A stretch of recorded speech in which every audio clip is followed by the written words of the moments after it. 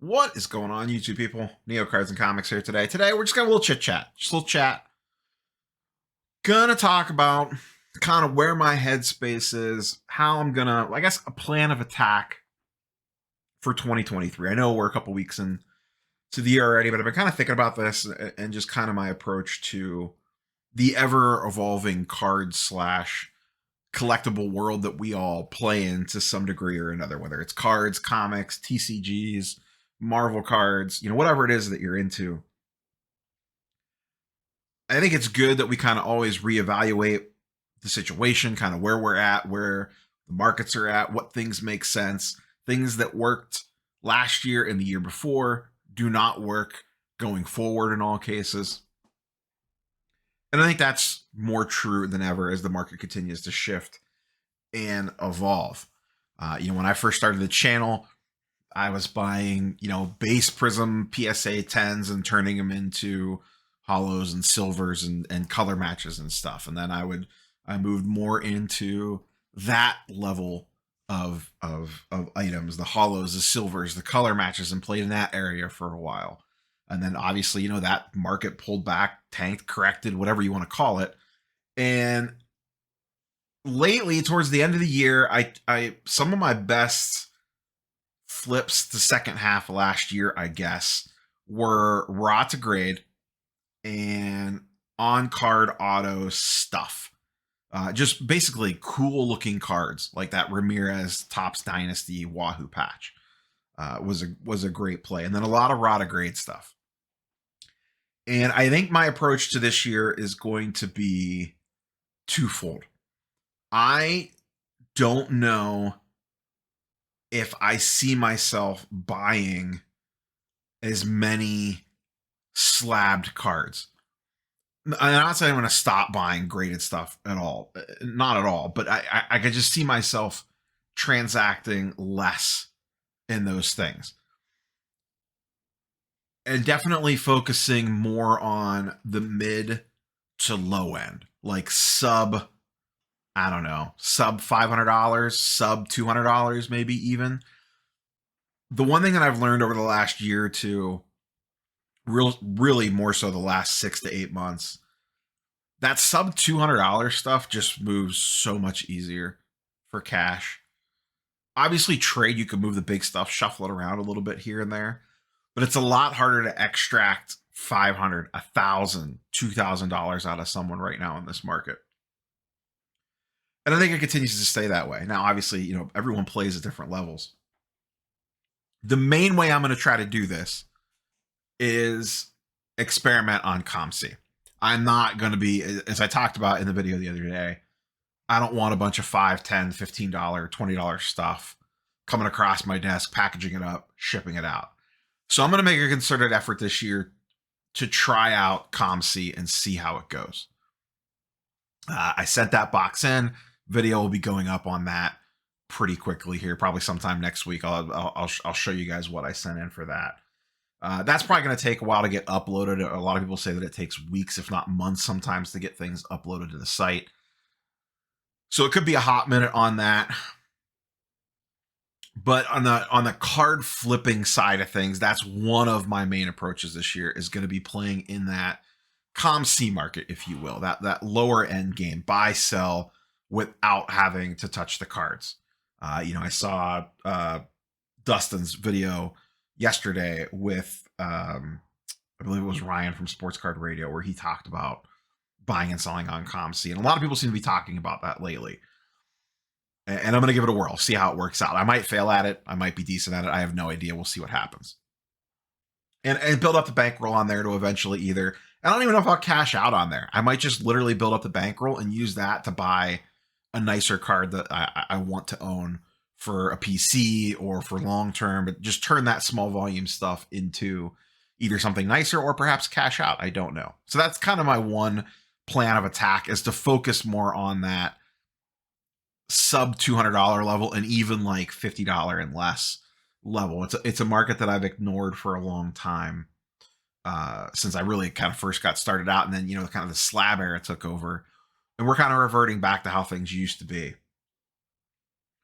On the flip side of that, my other approach to this is still raw to grade. I think raw to grade, as grading prices have come down, I still think raw, sending in raw, getting it graded, and flipping it is still one of the best ways to make profit in the hobby. You have to have a good eye. You have to understand which cards make sense at which grading companies, kind of when to send stuff in. You know, all there's a lot of different factors to it, and it's in the grand scheme of things, it's really not that hard. But you just need to have a plan and a general understanding of the grading landscape. What types of cards sell better and what slabs. You know, how the turnaround times vary and how that's going to impact when you're going to be able to sell first to market, all that stuff. Part of the problem is finding good, clean raw. So it's not like I'm going to be going out and going to shows and spending thousands of dollars on clean raw cards or hunting for clean raw cards. This is just something that I'm going to continue to do on occasion. I've always really liked raw to grade. I've always really liked it from the perspective of, on the non-sports card side, for example, ripping a box of 90 MU and sending a bunch of cards in to get graded. Now, I don't know how viable that still is because the box prices on that, I think, are still pretty high. But just in general, like, I've always liked that aspect of it. You're at the mercy of what you pull out of the box, but at least on like Marvel products specifically, a lot of the checklist is base cards, and that's kind of what you're looking for. You know, good clean Spider-Man is a big hit in that product, and you might pull 3 of them, depending on which type of box you're opening. So I don't know if I'll do that more in the Marvel space, but definitely, in generally speaking, raw to grade will definitely be a focus of mine this year for sure. The other thing I'm going to continue to do, which, you know, I've talked about this a bunch over the last couple months, really, is continuing to put more money into wax and just sitting on it. Yes, I'll be weak and rip some on occasion. I ripped a lot last month. Actually, we'll kind of see how all that plays out. That's going to take some time. You did the PSA submission video yesterday, so we'll see how that stuff grades when it comes back, sell it, and then, you know, kind of see how that whole process played out. But just stashing wax, and I'm not going to sit and buy every product that comes to market, but there are going to be certain ones that if I feel good about it, I'm going to buy a little bit of it and just kind of sit it on the shelf. And they're going to have different time horizons depending on what the product is. I obviously have a lot of 22 baseball, good checklist coming up on the season. We'll kind of see what happens with all that. I'm going to continue to dabble in the TCG space. I'm going to do a separate video on this, so I don't want to go too long on this, but I'm going to continue to buy Pokemon wax and some Magic the Gathering wax. I'm going to be picky on the MTG side of things. And on the Pokemon side, generally speaking, I want to stick to booster boxes as much as humanly possible. I really don't want like piles of these, I don't even know, VMAX collection box things and ETBs and tins and all this other nonsense. I don't want all that. But booster boxes, they store easy, they stack easy. I'm perfectly fine with some of those. I've recently picked up cases of some individual products, but once again, we'll kind of talk about that in its own video sometime here in the near future. And my general rule might actually just be, going forward with Pokemon, is just buy a case at release of whatever the new set is, and then just stash it and see what happens. Some of them are probably going to hit and hit really well. Some of them are probably going to whiff or stay flat or just not perform as well as others. But on the TCG side of stuff, I have a little bit more longer time horizon on it versus the sports card stuff. On the Magic side, I am going to be extremely picky and probably focus mostly on specialty sets versus standard releases, like the new Dominaria Remaster. Once again, we'll kind of talk about that in an upcoming TCG video. I'm waiting for some mail to come, and then we'll kind of combine that all together and talk about it probably next week. The package should be here late this week. But I like the TCG stuff, especially Pokemon. One, as I've talked about before, same with Magic. I am not tempted to rip it at all. I'm just not, because I have, on Pokemon, I have no desire to have the cards laying around, to open the cards, to hold the cards, look at the cards. So from a sealed wax perspective, it's good for that because I'm not tempted by it. So I have that aspect of it. On The Magic side, basically all the rules apply. I do play MTG Arena on occasion, but I don't play physical Magic anymore. I haven't in years, and I don't see myself going back to it. So the risks of me opening that product are extremely low. Sports card wax, 3 times a week, I turn around and look at the stash behind me and just drool at it, waiting to rip stuff. On the sports card, I'm going to be pretty targeted on what I do. Obviously, 2022 baseball is kind of an outlier product with how loaded the checklist is. So I have a decent amount of that stash. I just picked up some of the 22 Sapphire update that came out that was priced extremely reasonable. I think they probably underpriced that product. We'll see how the quality control is on it. I'm going to try to stay away from retail wax as much as possible, unless it's something that I think makes sense. And when I'm talking retail wax, I'm talking blasters, cellos, megas. On occasion, am I going to pick up some retail wax if I think it's a really, really, really good product? Yes, but I'm not going crazy for it. The biggest retail wax toe dip, I guess I'll have, or dip my toe in that end of the pool, will be on those retail pack boxes, which you guys have, and girls have already seen on the channel, the 20 or 24 pack boxes. They don't really have any guaranteed hits in terms of autos or anything like that. They'll usually have some sort of variation or parallel or whatever, some sort of purple pixie dust, razzle dazzle nonsense. I do like those as a cheaper entry point when it comes to wax, and kind of build that out. And then we'll kind of go from there. And then I have some, some stuff I definitely want to pick up for the collection / PC. I'll probably end up putting that video up this week. I'm a little late to it. I was putting the list together and finalizing some things on my wants list for 2023. It's a lot shorter than last year's. The card and comic book video will be combined into one, but I am eyeing up larger pieces, I guess, for lack of a better term. I'm looking at some more expensive items that I'm hoping continue to slip in price a little bit, that are things that I thought I previously would not feel comfortable spending that kind of money on a collectible. Some of them are now slipping in the price ranges that I'm like, you know what? That's actually not there yet, but we're getting kind of close to price points that I liked playing. So that's kind of the outlook for 2023. It's kind of where my headspace is. We'll see what happens. So, trying out the ComC thing, trying out that lower end, grind, I guess, if you will. But on ComC, at least in my mind, and maybe I'm completely wrong on this, because once again, I have little to no experience in it. It just feels like less of a grind because I'm not touching the cards. I'm just loading, uploading, sending things in on occasion, buying inventory on ComC to potentially flip if there's a player that I have a good feeling about, like all that sort of stuff.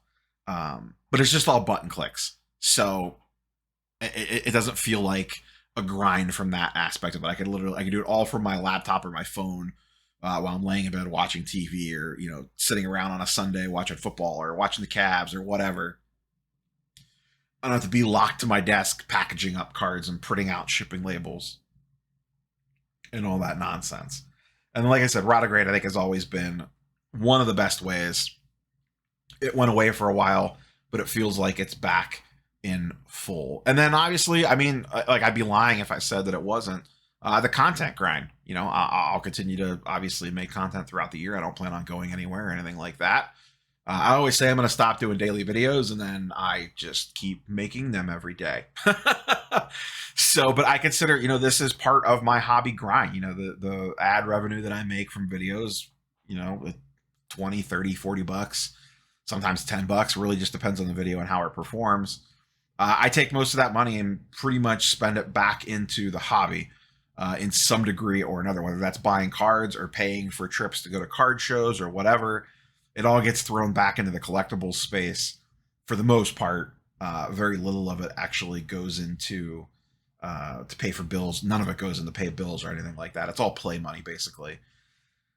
But that's part of the grind. I've always said, since I became monetized and make at least some sort of money off this whole kit and caboodle, that is kind of like grinding videos is like Card Collector 2 grinding dollar boxes. I would rather sit down and make a couple videos and spend a couple hours on that and make, I don't know, let's just say 3 videos at $30 a pop, $90 total out of those 3 videos versus spending 2 hours digging through value boxes and listing the stuff on eBay and selling it. For some people, that's super exciting and fun.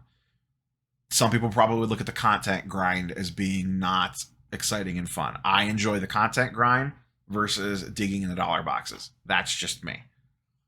Once again, everyone's kind of different, but I definitely view the content side of things as a way that I fund / attack / approach the hobby, however you want to consider that. So those will probably be my four prongs this year. Content, obviously, like not surprising.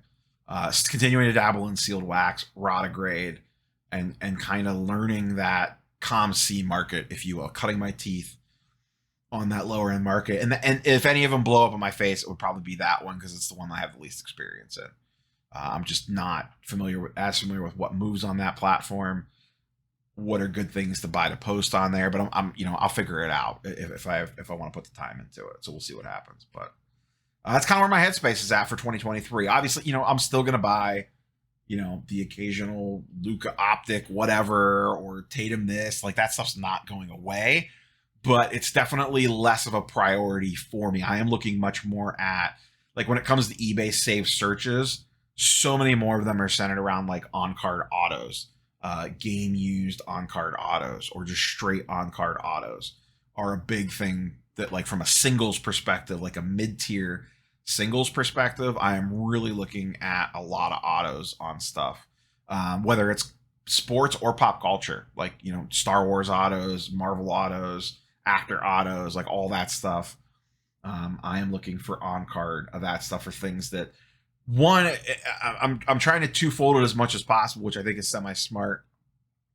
I'm specifically only looking at things that I'm interested in and that I also think have a chance to perform well. So worst case scenario, if I'm stuck with it, I'm stuck with something that I actually like and enjoy versus being stuck with something that I have no vested interest in. That's the one risk that I'm taking on the Pokemon side of things, is that I have no real interest in Pokemon from an actual card perspective. I'm just an evil Pokemon investor, I guess. I'm sure there's a word for people like me that probably the Pokemon collectors probably hate, but there is some risk there in the fact that I have no love for the product, if you will, whereas a lot of cards and comics, etc., I do. So that is part of the risk with that, and I acknowledge that and I accept that risk as I continue to kind of walk down this path in the TCG space. So that's all I have for you guys and girls. Curious for your thoughts and perspectives on your plans of attack for this upcoming year. Are you going to keep doing what you were doing, or are you pivoting, or are you reading the room and saying, I need to shake things up a little bit, and curious to see how you're shaking those things up a little bit? Some of this stuff I'm late to the party on. Pokemon, I'm late to the party on. I admit it. COM-C, I'm late to the party on. I admit it. But we'll see if we can teach an old dog new tricks. That's all I have for you guys and girls. We will catch you on Sunday for the weekly sports card market update. Maybe a Saturday video. I'm not sure yet. There is a lot of things that I would like to talk about, so we may end up getting a Saturday video. We will see. If not, we'll see you on Sunday. Peace.